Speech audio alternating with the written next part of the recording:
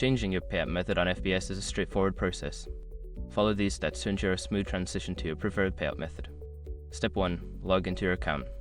Access the FBS website and log into your trading account using your credentials. Make sure you are using the correct account that you wish to modify.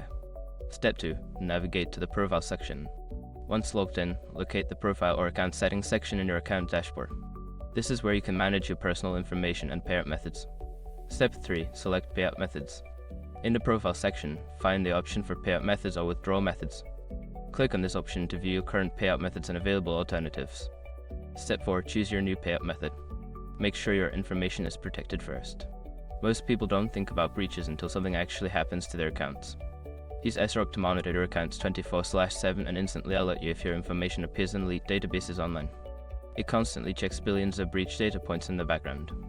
And considering how much personal information people keep online now, it's honestly worth having. Link in the description. Step 5. Confirm changes. After entering the required information, review your changes for accuracy. Once confirmed, submit the changes.